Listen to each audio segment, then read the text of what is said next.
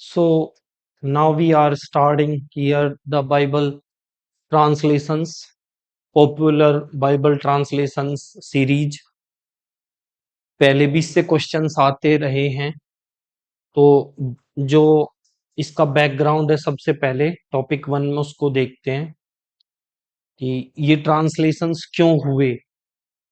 तो for centuries the Bible existed only in Latin, the Vulgate। तो पहले काफी दिनों तक जो लैटिन में रही है, जैसे हमने देखा था शुरुआती फेस में कि कैसे करके क्रिश्चियनिटी जब ब्रिटेन में आती है तो वो जो एंग्लो सैक्सन्स की जो भाषा थी उसमें लैटिन के शब्द भी आने लगते हैं। तो ये वही लैटिन है और ये लैटिन को लेकर के आए थे कौन? पोप। पोप लोग ही इसको, या जो बिशप हैं, पादरी हैं, उनके थ्रू ये कहाँ तक पहुंचती है? ब्रिटेन तक पहुंचती है लैटिन।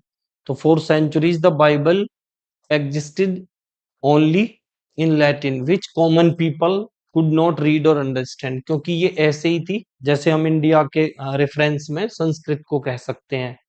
तो वैसे ही वहां पे कॉमन पीपल जो है उनकी भाषा क्या है?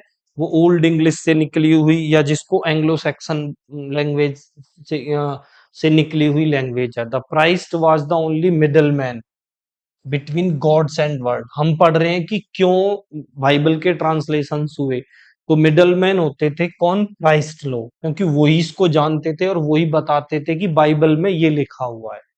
चर्च हैड ए मोनोपोली और स्क्रिप्चर, तो चर्च का ही एक अधिकार था स्क्रिप्चर्स पे।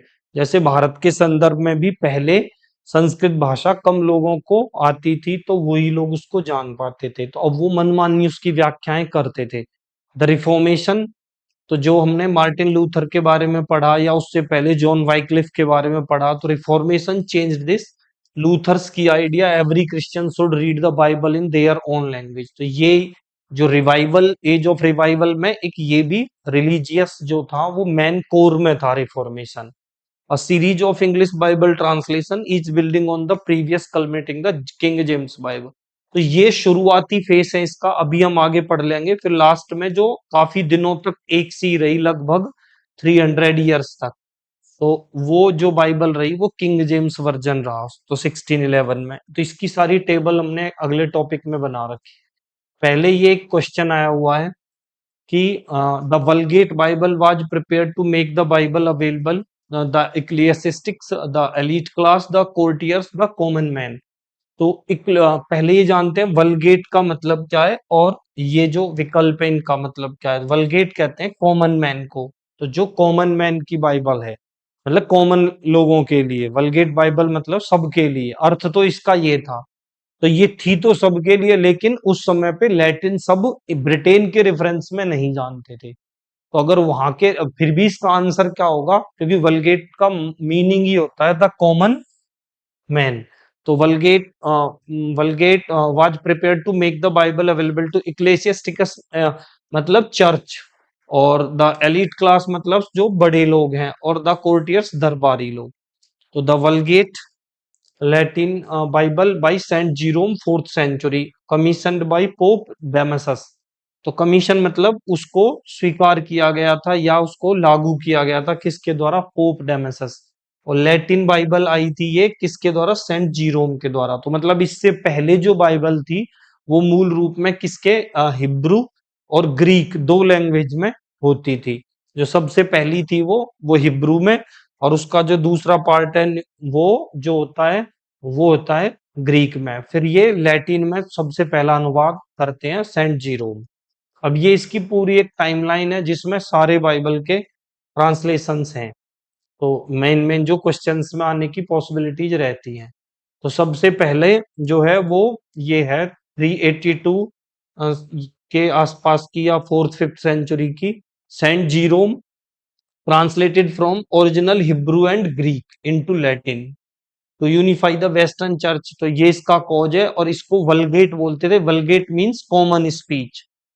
It remain the sole authoritative scripture Western Europe throughout the Middle Age. तो यही पहले चलती थी। फिर उसके बाद में हमने वाइक्लिफ को पूरे एक लेसन के रूप में पढ़ा था चौसर के एज में। तो 1382 में जॉन वाइक्लिफ जो थे और इन्हीं के थ्रू ये बाद में समाज सुधार की जो बातें हैं या जो धार्मिक सुधार की बातें हैं वो कहाँ पहुंचती हैं, मार्टिन लूथर तक पहुंचती हैं। तो जॉन वाइक्लिफ और उसके फॉलोवर्स जो हमने वहां पढ़े थे, लोलार्ड्स कहलाए। ठीक है, तो इन्होंने इसका अनुवाद किया था जॉन वाइक्लिफ ने, pre reformation movement against church corruption. तो इन्होंने अनुवाद किया, और इन्होंने जो अनुवाद किया वो उसी लैटिन वलगेट से किया। किस में किया? इंग्लिश में किया। तो ऐसे ही क्वेश्चन आ जाते हैं कि किसने किस भाषा से अनुवाद किया। तो ये the first English translation. Wycliffe was declared heretic, इनको क्या माना गया? धर्मद्रोही माना गया। पोस्थुमसली, मरने के बाद, in 1428 the church dug up his bones, और बाद में यहां तक किया गया कि ये मरे तो स्वाभाविक मृत्यु, लेकिन इनकी जो बोन्स हैं वो निकाली गई और burned them at the stake at threw his ashes into the river Swift, और जला दिया उसको।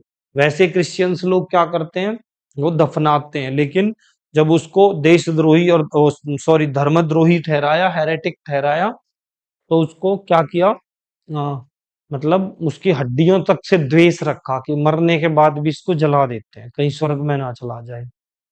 तो मतलब ये इस तरीके से जो धार्मिक विवाद हैं वो वहां भी बहुत रहे हैं, जिन्हें आज के समय में हम लोग काफी एडवांस कंट्री मानते हैं। तो इतिहास को पढ़ने का एक ये भी लाभ होता है कि इंसान को थोड़ा ऐसी घटनाओं का पता लगता है कि मानव जाति ने कितने तरह के संघर्षों से सच को खोजने की कोशिश की है, तब भी लोगों तक सच नहीं पहुंच पाता। फिर ये गुटेनबर्ग के बारे में भी हम पढ़ चुके हैं प्रिंटिंग की हिस्ट्री में, लेसन में, विलियम काक्सटन वाले लेसन में हमने इससे पहले जो पढ़ा था। तो गुटेनबर्ग ने सबसे पहले कौन सी क्या चीज प्रिंट की थी, तो वो एक बाइबल का ही था, लैटिन वाला जो टेक्स्ट था, लैटिन वलगेट वाला, printed in Latin, text of the Latin Vulgate. तो इन्होंने इसको प्रिंट किया सबसे पहले to test and showcase the capability, लेकिन इन्होंने कुछ पेजेज ही किए। The first printed Bible, it triggered the global printing revolution, making books mass। जो इसका प्रोडक्शन है वो इन्होंने किया, setting the stage for the reformation, यहीं से शुरुआत हो जाती है फिर उसकी। तो अभी तक इंग्लिश का जो पहला ट्रांसलेशन है वो क्यों जो हमने पढ़ा वो वाइक्लिफ को, फिर प्रिंटिंग करने का जो हिस्ट्री है वो स्टार्ट होती है गुटेनबर्ग से। तो सबसे पहले वो किसको प्रिंट करता है? बाइबल। फिर यहां से एक नई बात आ जाती है, टिंडेल का न्यू टेस्टामेंट। तो ये न्यू टेस्टामेंट और ओल्ड टेस्टामेंट ये बाइबल के ही पार्ट हैं। तो जो टिंडेल ने जो ट्रांसलेशन किया वो न्यू टेस्टामेंट का किया। एक तो ये वाला मतलब एक अलग बात है। दूसरा, William Tyndale, context prohibited in England by Henry eight, so Tyndale fled and printed it secretly in Germany. अच्छा, राजा जो है ये हेनरी एट, इसकी ना तो पोप के साथ बनती थी, जो रोम में पोप बैठे थे, मतलब क्रिश्चियनिटी का हेड, और ना ही टिंडेल के साथ। टिंडेल ये अपनी रानी से धार्मिक नियमों का आधार बना के मतलब जब अपनी रानी से तलाक चाहता है तो धार्मिक नियम जो है वो इसके खिलाफ जा रहे होते हैं। तो जो भी धार्मिक व्याख्या इस तरीके की करता है जो इसको तलाक लेने से रोक रही है, वो उसी के खिलाफ हो जाता है। तो टिंडेल भी ऐसी ही बात कह रहे थे कि ऐसे तलाक नहीं ले सकते तुम रानी के साथ, तो वो इससे भी खिलाफ हो जाता है, तो उसको भागना पड़ता है टिंडेल को, वो जर्मन चला जाता है। तो ये first printed English translation, translated directly from the original Greek using Erasmus text। Erasmus को हम आगे पढ़ेंगे।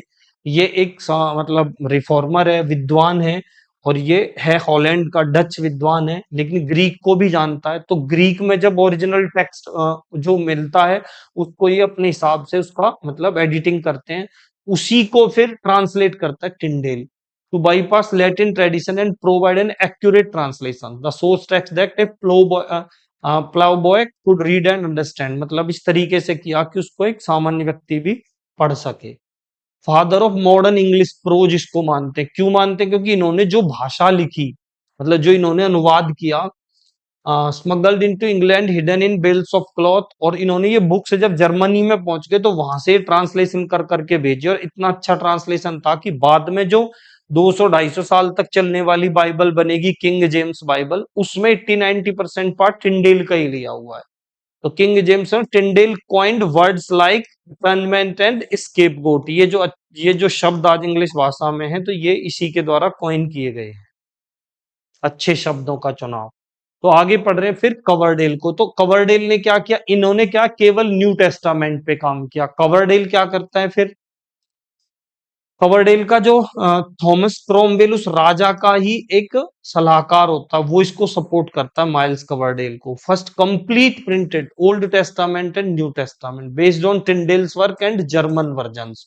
तो बाद में क्योंकि ये जो और जर्मन वर्जन्स हैं उसके बाइबल के, उनको और जो टिंडेल का है, क्योंकि टिंडेल भी खुद जर्मन भाग जाता है और वहीं से भेजता है, तो ये उसी के आधार पे, क्योंकि ये जो राजा है और जो ये राजा का सहपाठी राजा का जो सहयोगी है थॉमस क्रोमवेल, ये जानते हैं कि जो बाइबल के अनुवाद में जो ये बातें टिंडेल कह रहा है वो ठीक है, लेकिन वो क्योंकि ठीक ठीक भी राजा के सही वो नहीं चल रही है, राजा राजनीति चाहता है करना, तो वो फिर उससे द्वेष करता है। लेकिन बाद में कवरडेल उसी को ही टिंडेल के आधार पे ये सब करता है, to fill the void left by Tyndale's incomplete Old Testament translation.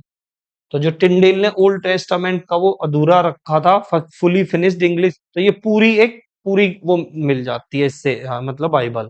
The first separate एपोक्रिफा, जैसे ओल्ड टेस्टामेंट है और न्यू टेस्टामेंट है, एक तीसरी चीज और होती है बाइबल की, एपोक्रिफा। तो ये एक धार्मिक सिस्टम है, इसको ज्यादा समझने की जरूरत नहीं है। तो Apocrypha from the main Old Testament and place them इन।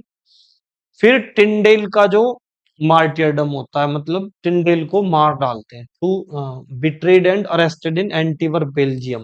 भाग जाता है वो अपने देश से, तो दूसरे देश में जाके भी फिर उसको टू सप्रेस वर्नाकुलर ट्रांसलेशंस, क्योंकि वो इंग्लिश में न्यू टेस्टामेंट का अनुवाद किया था, तो इसी से उससे लोग चिढ़ रहे हैं। क्योंकि अगर सब लोग बाइबल पढ़ लेंगे तो जो पप्पल अथॉरिटी है, पोप और बिशप्स, जो लोग पादरी जो लोग अनुवाद करेंगे, फिर उनके मनमाने अनुवाद को कोई कैसे मानेगा।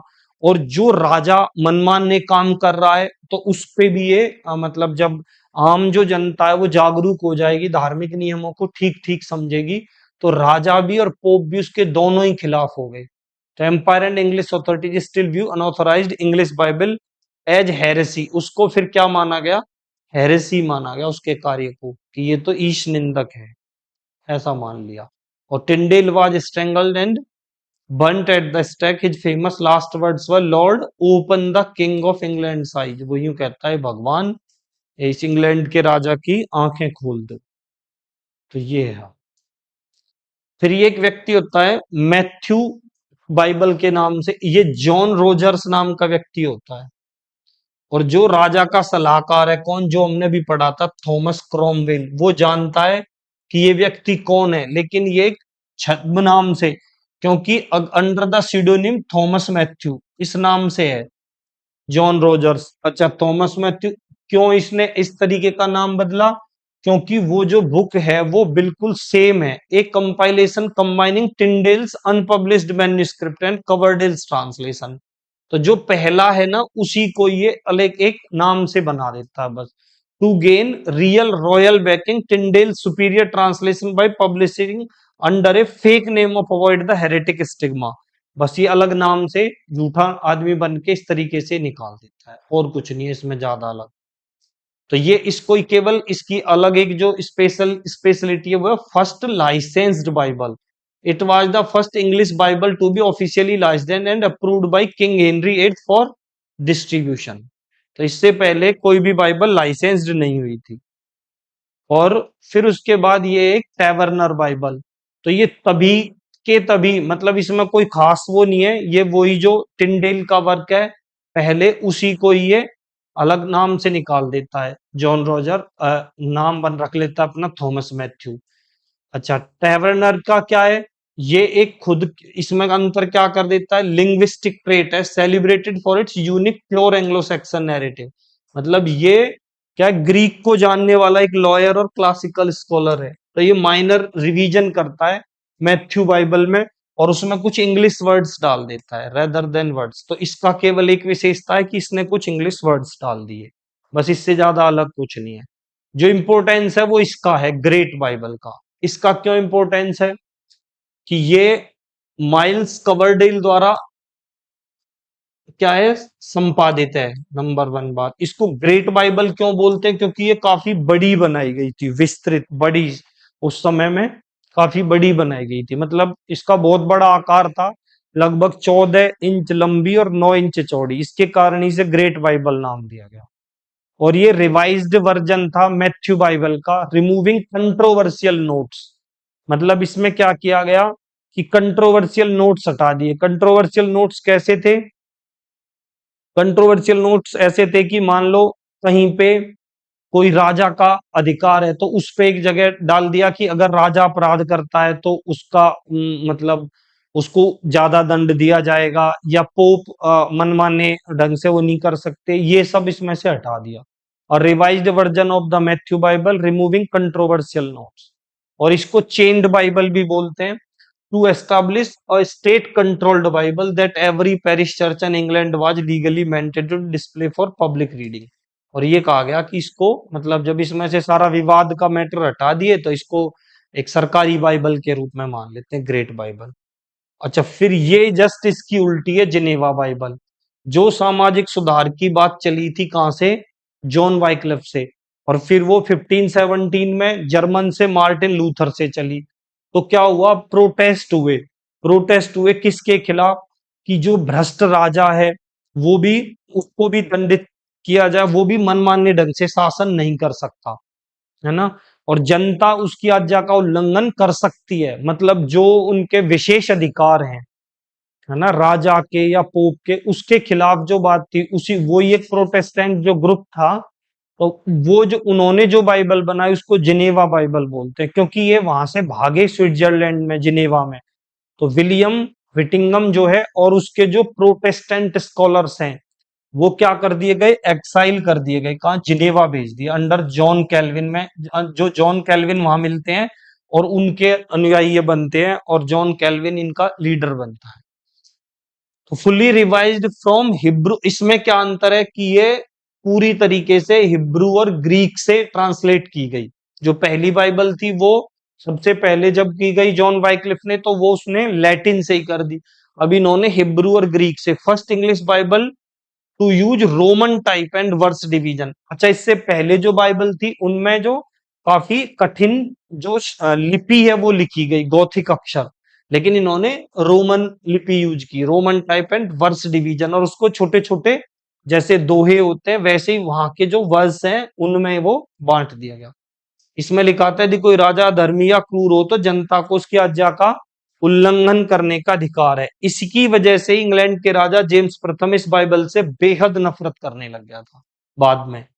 तो to escape Catholic persecution under Queen Mary first, ये लोग भागे क्यों थे? क्योंकि ये जो रानी बीच में बनी थोड़े दिन के लिए, क्वीन मैरी फर्स्ट, ये कैथोलिक थी। इसके बारे में जब हमने इसका जो फर्स्ट लेसन था इस चैप्टर का उसमें पढ़ा था, जब हम इसका इंट्रोडक्टरी पार्ट देख रहे थे, क्योंकि इसकी एक कैथोलिक राजा से ही शादी होती है, फिलिप सेकंड से। तो ये कैथोलिक बन जाती है, स्पेन के राजा से शादी हो जाती है, तो यहाँ पूरा डर होता है प्रोटेस्टेंट लोगों में, तो वो भागते हैं वहां से। और ये इतनी खतरनाक थी, इसको ब्लडी मैरी भी बोलते हैं, और इसने लगभग 300 लोगों को तो ये कहते हैं जिंदा जलवा दिया था। द ब्रीचिस बाइबल भी बोलते हैं इसको, क्योंकि इसका अर्थ ऐसा किया गया इसमें कि मतलब जो स्टार्टिंग में एडम और ईव थे उन्होंने क्या किया था, अपने जो ब्रीचेस थे, मतलब जो निक्कर्स पहनते हैं लोग, वो किसके बनवाए थे? लीव्स के बनवाए थे, फिग लीव्स के, पत्तियों के। और ये शेक्सपियर की बाइबल भी कही जाती है, क्योंकि शेक्सपियर ने इसी बाइबल को काफी मतलब प्रमोट किया। Containing extensive Calvinist marginal notes, और इसमें काफी मार्जिनल नोट्स कैल्विनिस्ट, मतलब जो ये थे कैल्विनिस्ट थे, प्रोटेस्टेंट जो लोग थे, उन्होंने अपने नोट्स इनमें मार्जिन बना बना के लिखे। That challenge the divine right of Kings, तो जो राजा का दैवीय अधिकार मानते थे कि राजा तो जो चाहे वो करे दुनिया में, देवता या भगवान ने ही भेजा उसको बना के, तो इस पे इन्होंने चैलेंज किया। तो इस तरीके से ये बाइबल की मतलब हिस्ट्री है। फिर ये बिशप बाइबल आती है, ये उसके उल्टा आ जाती है। बिशप बाइबल, आर्क बिशप मतलब पादरी, बिशप से मतलब ही क्या है? पादरी। तो ये कैथोलिक लोगों का ग्रुप है। तो जो कैथोलिक लोगों का ग्रुप है, archbishop Matthew Parker, bishop of the church, बोले रीट्रांसलेटेड फ्रॉम ओरिजिनल, इन्होंने भी रीट्रांसलेट किया to counter the political threat of Geneva Bible, whose anti-royalist side notes deeply upset Queen Elizabeth and Anglican hierarchy। तो ऐसे था the official church rival to Geneva. तो Geneva के पूरे खिलाफ है। It was printed in heavy Gothic font, फिर दोबारा उसको हैवी गॉथिक फॉन्ट में कर दिया। फिर ये ड्यूएरियम्स, ये जो कैथोलिक लोग भी, जब प्रोटेस्टेंट लोगों का शासन में वो बढ़ता है, तो जो कैथोलिक्स हैं वो ये फ्रांस में चले जाते हैं। एक दो जगह हैं ये, ड्यूए और रीम्स, वहां पे जो ये ट्रांसलेट करते हैं, ये अपने तरीके से करते हैं, translate into English directly from the Latin Vulgate, ये लैटिन वलगेट से ट्रांसलेट होता है। तो इस तरीके से ये सारी की सारी बाइबल का एक वो है, मतलब सीरीज है।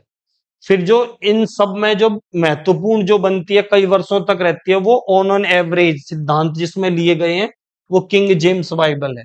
तो 50, जब ये किंग जेम्स राजा बनता है तो एक मीटिंग करता है, इसमें 54 विद्वानों को बैठाता है, based heavily on the bishops and Geneva text, दोनों में से लिया है, checked thoroughly with original Hebrew and Greek.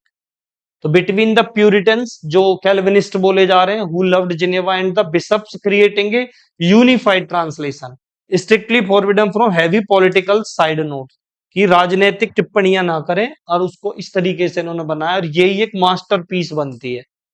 English culture prose and 350 years regarded a monumental classical style prose, तो ये इंपॉर्टेंस है इसका। फिर ये रिवाइज्ड वर्जन, ये काफी बाद का 19th सेंचुरी का। और फिर जो और जो हम वो एक आध जो और इनका इम्पोर्टेंट है, 20th सेंचुरी का और 21st का, वो बाद में देख लेंगे। तो इस तरीके से ये सारे मतलब ये इसकी हिस्ट्री है कि इसकी टाइपोग्राफी की वजह से क्या चेंज है, जिनेवा बाइबल क्यों है, और इनमें आपस में बैटल किस वजह का था, बिशप बाइबल और जिनेवा बाइबल में क्या अंतर है, इस टाइप का क्वेश्चन आए हुए पहले इससे। Select the right chronological sequence of the date of Bible translation. तो अब देखें, केजेवी तो बाद का है, टिंडेल इससे पहला है, तो इनमें जो आंसर होगा इसका टिंडेल, और केजेवी किंग जेम्स बाइबल, फिर रिवाइज्ड स्टैंडर्ड बाइबल, फिर होलमैन क्रिश्चियन स्टैंडर्ड वर्जन। तो ये इसमें इसकी डेट दी हुई है, टिंडेल केजेवी 1611, ये रिवाइज्ड वाला 1946-52, और एचसीएस भी। अगर ये दो भी ना पता हो तो केवल इन दोनों से ये क्वेश्चन हो सकता है। तो रिवाइज स्टैंडर्ड वर्जन ये बाद में आया है। और फिर नेक्स्ट है, ये अलग अलग तरीके से भी विलियम टिंडेल के बारे में इसमें बता दिया कि विलियम टिंडेल ने जो ट्रांसलेशन किया वो ओरिजिनल ग्रीक से किया। सबसे पहले किसने किया था, जॉन वाइक्लिफ ने। जॉन वाइक्लिफ ने किससे किया था, लैटिन वलगेट से। और ये ओरिजिनल ग्रीक से करते हैं, लेकिन ये सिर्फ किसका करते हैं, न्यू टेस्टामेंट, अ रिवोल्यूशनरी स्टेप।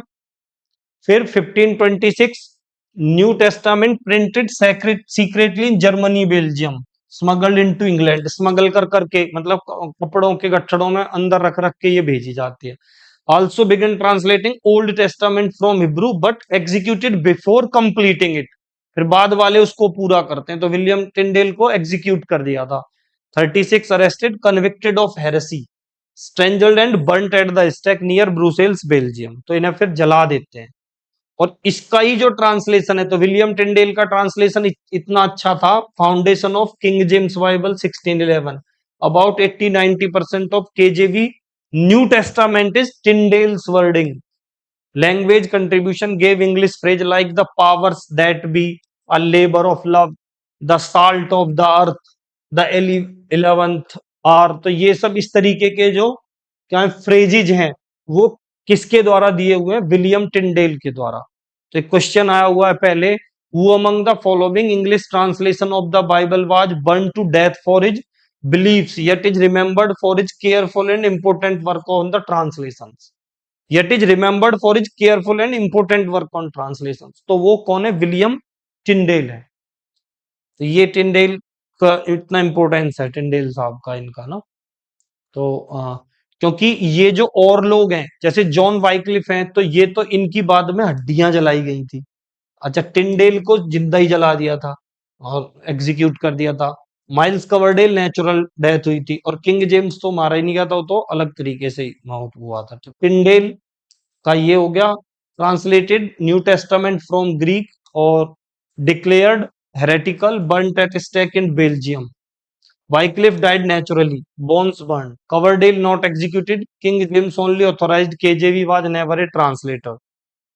तो वो तो केवल ऑथराइज करने वाला था। The phrase peacemaker, help meet, the fat of the land, a labour of love, the 11th hour, the shadow of death were made current by. तो ये किसके द्वारा ये सब बनाए गए? British Greek scholars Roy Roger Ascham, the 15th century British prelates, the Puritan टेरियंस, the 16th century translators of the Bible. तो ये सब जो बाइबल से, इसीलिए ही बाइबल के ट्रांसलेशंस के बारे में थोड़ा पढ़ना होता है, क्योंकि इन लोगों ने इंग्लिश लिटरेचर के डेवलपमेंट में और इंग्लिश भाषा के इतिहास में अपना योगदान दिया है। ये है।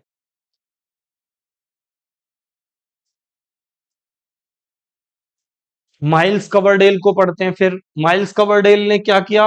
1535 published the first complete printed English Bible. तो इन्होंने सबसे पहले कंप्लीट प्रिंटेड की, included Old Testament, New Testament and Apocrypha, और built on Tyndale's New Testament. लेकिन इनकी कैसी थी? टिंडेल को इन्होंने फॉलो किया, एंड पार्शियल, और इसी का इन्होंने ओल्ड टेस्टामेंट पार्शियल लिया। Remaining old testament books translated from Latin and German, not Hebrew. इन्होंने फिर हिब्रू से नहीं लिया था, लैटिन से, और उससे उठा के उसका अनुवाद कर दिया। Published with support of Thomas Cromwell, Henry eight chief adviser, later revised as the Great Bible. फिर ये ही रिवाइज्ड होती है माइल्स कवरडेल की ही, मतलब बाद में ये इसको रिवाइज करके ग्रेट बाइबल के रूप में निकालते हैं, first officially authorised Bible in England. तो माइल्स कवरडेल ही क्या करते हैं, हाँ, बाद में क्या ग्रेट बाइबल को रिवाइज करके निकालते हैं। तो इसको ग्रेट बाइबल या माइल्स कवरडेल की जो बाइबल है, वो दोनों माइल्स कवरडेल द्वारा क्या है? एडिटेड है। Unlike Tyndale's, Coverdale was not executed, क्योंकि ये तो खुद जो राजा है और राजा का जो सलाहकार है उसकी बात मान रहा है। He lived to old age, died 15। तो ये एपोक्रिफा और ओल्ड टेस्टामेंट और न्यू टेस्टामेंट क्या होता है, वो उसके बारे में पहले भी डिस्कस हो चुका है, लेकिन फिर भी यहाँ बहुत इजी ढंग से लैंग्वेज में थोड़ा डाल दिया है कि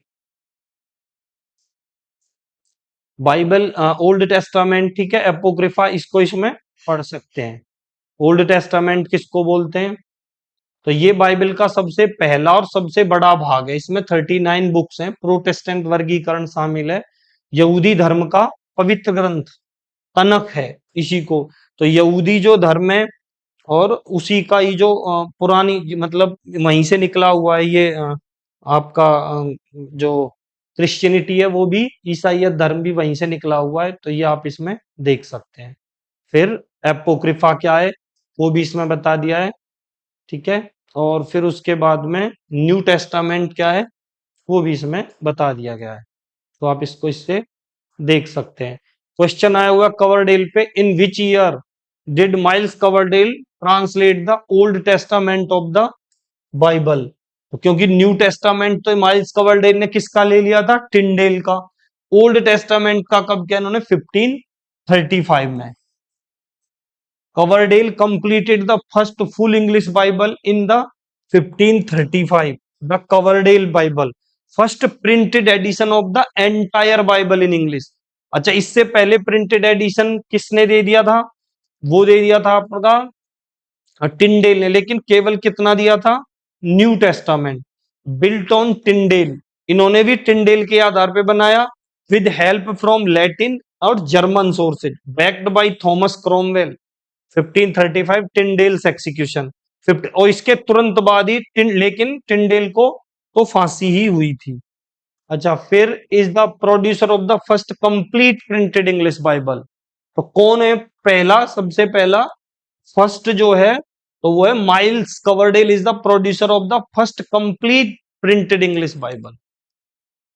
तो कवरडेल, बीड साहब को अलग से पढ़ चुके हैं हम, जीरोम के बारे में पढ़ चुके हैं, और विलियम टिंडेल और माइल्स कवरडेल के बारे में भी पढ़ चुके हैं। तो इस तरीके से ये इंफॉर्मेशन आई थिंक कंप्लीट हो जानी चाहिए।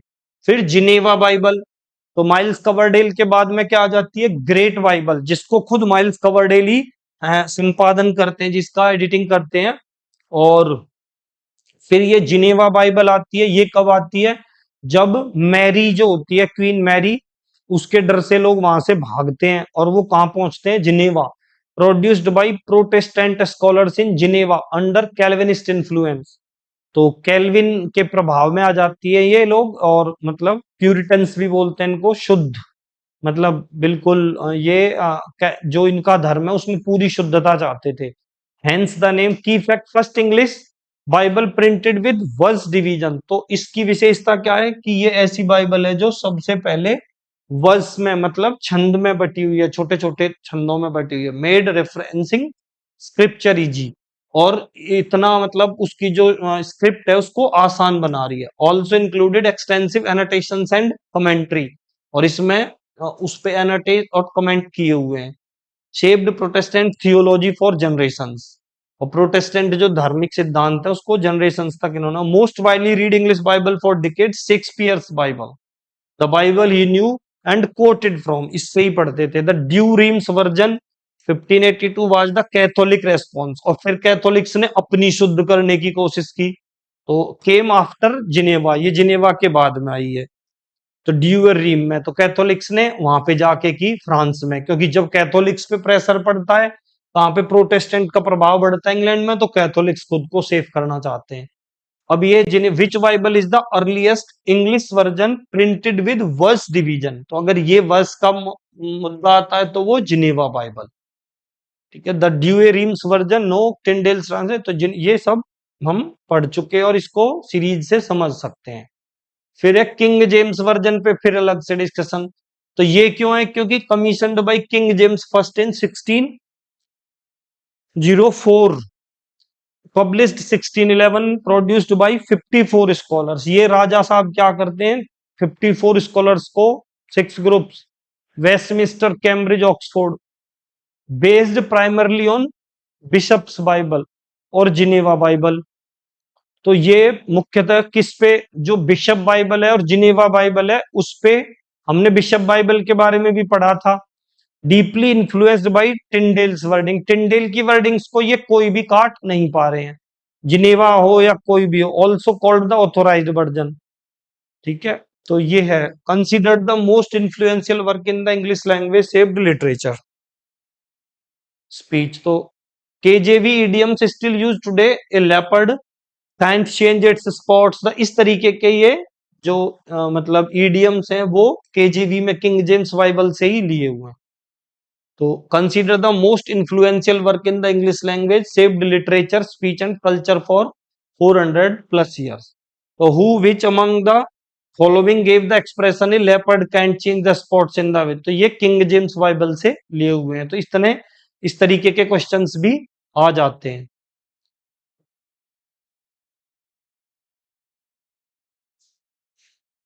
फिर ये मॉडल क्वेश्चन है, अगर ये भी कर लेंगे तो ये अच्छे से हो जाएगा। Which of the following statement about Bible translation is incorrect? Tyndale's translation the New Testament from the original Greek, तो ये में ये ठीक है, केवल ये थर्ड जो Miles Coverdale was executed for his work on Bible trans, ये नहीं, ये तो गलत है, क्योंकि ये तो इनका तो खुद राजा और जो क्रॉमवेल है दोनों का इसको, ये इसके पैटर्न है। Which was the Bible most widely read by Shakespeare and his contemporary, तो वो जिनेवा बाइबल है। तो इस तरीके से ये मुख्य जो मेन बातें इसके ट्रांसलेशन से रिलेटेड थी वो हमने यहाँ मतलब कंपाइल करने की कोशिश की है। तो आप इसको एक बार अच्छे से देखें, तो इससे रिलेटेड जो भी क्वेश्चंस हैं मे भी आप उन्हें कर सकते हैं। फिर मिलते हैं नेक्स्ट लेसन में। Thank you.